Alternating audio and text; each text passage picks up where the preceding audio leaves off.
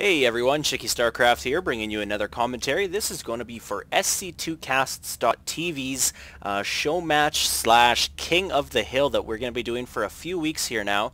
And what it's going to be a best of 7 series between 2 players, and then the winner will go on and play next week as well. And the winner does take home a few $100 as well. Actually, I believe it's $100 per week, so pretty damn good prize pool for just 4 wins if you can pull it off.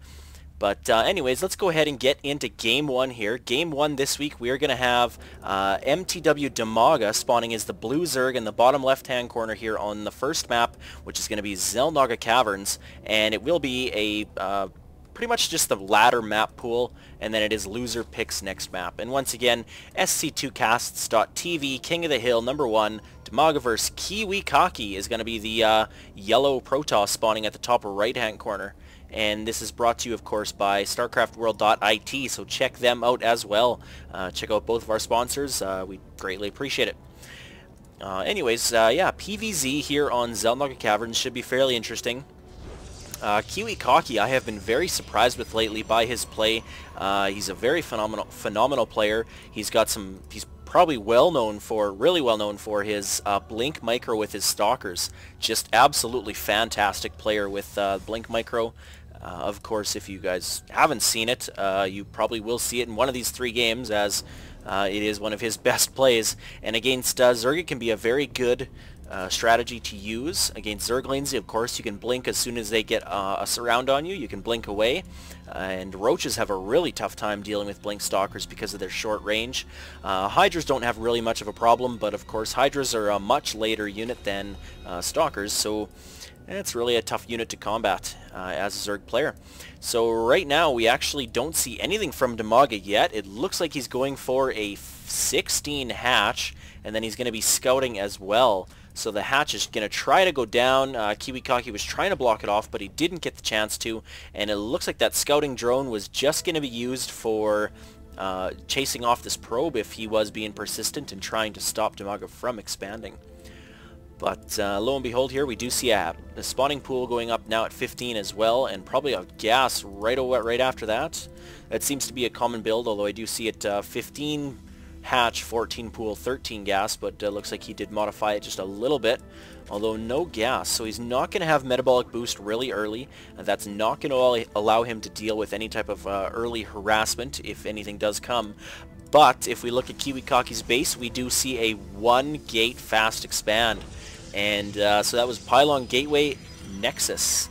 No other pylons. It looks like he's going to be could be a little bit supply locked, but no, this pylon should finish just in time for Kiwikaki to pump out a Zealot, and of course some more probes.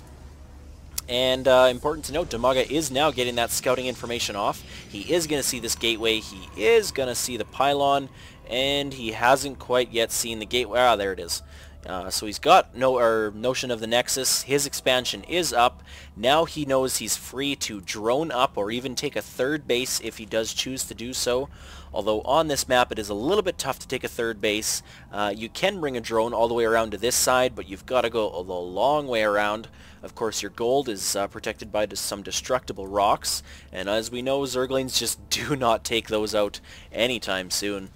But it looks like Kiwikaki's actually just putting up a forge and a cannon, and that's going to allow him to kind of create an arc here at his ramp. That's going to be Zergling tight if he puts another building in here to protect against this, or sorry, to protect the cannon. And a nice little transfer here of 8 probes, and it looks like both Nexuses are probably going to be chrono boosted as soon as he gets enough energy. Well, he does have the energy, not chrono boosting his expansion. I probably would, but he does know better than me, so I'm sure he's just doing fine. Not building up a lot of resources, now just putting down his cybernetics core and continually pumping out probes. Important to note as well, he only has 1 simulator up right now, so his gas income is not that high. On the other end of the board, in the blue pieces, of course, Dimaga is also only on 1 gas, so he's not going to be able to fund a lot of Banelings, Roaches, or Tier 2 units, or even Lair in that, for the matter of fact. He still does not have metabolic boost, and the income and harvester count is very similar. So this is a very good build actually from Kiwikaki. Ever since the Zealot nerf, 5 seconds extra, extra seconds for Zealots to be pushed out. A lot of players have been choosing to go for this fast expansion against Zerg on maps that do allow it, like Zelnaga Caverns, where you can take your natural, put up a cannon, and protect both areas really well with just this little arc of buildings. And it looks like he's going to be a little bit aggressive here with some Zealots. 3 Zealots are probably not going to do a whole lot of damage. We do see a Queen here thwacking away at these destructible rocks, but it's not going to do much damage. The 4 damage times 2 attack with 3 armor is really just 1 attack, 1 damage per attack, and that Queen does go down, guts splattered all over the place. But these Zerglings are, Zealots are going to get in here. They get in between the drones. The Zerglings are trying to fend them off, but there's not going to be enough. He needs to pull these drones off and do some damage from them as well, or else this Queen may go down. The drones now do get a surround, but they back away as those Zerglings come out of their eggs. A Queen here taking a breath to puke some larvae here onto this lair. Puking acid that eventually creates larvae. How fantastic is that? Don't you wish you had that as a special ability? Can you imagine superhero like Spider-Man just spewing acid all over a building and out comes stuff that you can build cool units with? I'm getting off topic. So Kiwikaki here on 2 bases, very well saturated from both bases, and it looks like his income rate, wow, he's ahead on harvesters now. Well, no, he just fell behind. But it really doesn't matter because we've got 7 gateways coming up here for Kiwikaki, and hey, look at that, we do see a Twilight Council. So that Twilight Council is probably going to be producing Blink. I don't see him producing Charge, just as it's, I guess it could be Charge, but it's more likely going to be Blink. And Dimaga here throwing down a 3rd hatchery in his main base and a 4th hatchery at his 3rd base. So that's kind of a weird way to say it, but hey, it still makes sense if you think about it.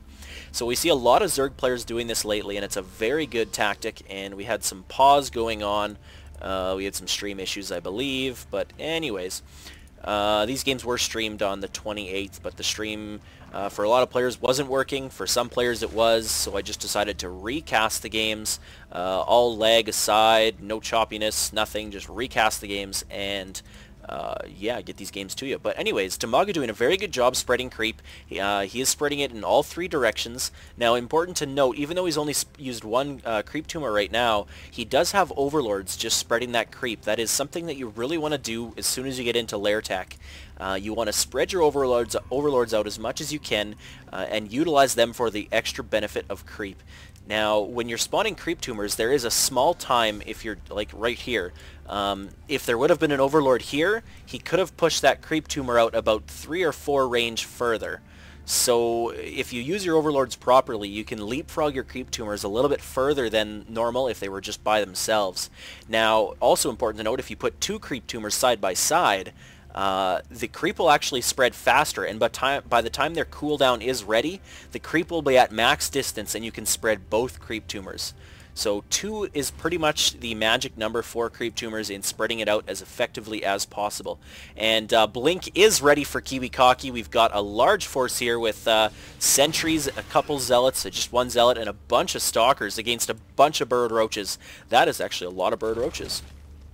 That is over 24, wow, 32 bird roaches, but Kiwikaki probably does see that. It looks like he got close to the area, and as you can see, these shadows, if your graphics is high enough, you can see when those roaches are moving when they're burrowed. But Kiwikaki is going to take out this natural expansion. The queen is going to go down. The hatchery dies, and Kiwikaki looks like he's just going to back up. If he can force field the ramp, he can retreat without an issue, but oh, Dimaga actually is going to burrow his roaches to get underneath those force fields.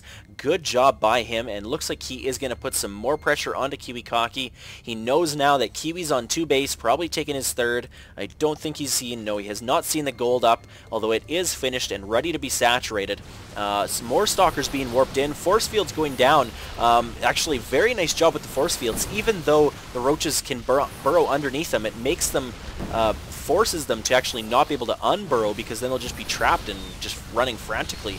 But very nice job here, and now the blink micro starts. So wow, lots of force fields. Very good job by him there, but once again, probably just watch how the shields will dissipate from the unit, and instantly he'll blink the unit back. Of course, sentries can't blink, but he's got more stalkers reinforcing, more roaches are coming in to reinforce, but he, once again, blink, blink, blink. Just an awesome job here by Kiwikaki, recycling his units so that his shields stay alive, and Dimaga's forced the GG, as he was left on 2 bases compared to Kiwi's 3, and one of which being a gold. That was just a little too much for him to handle, and Kiwikaki does take game 1. So stay tuned, guys. Game 2 coming up right away.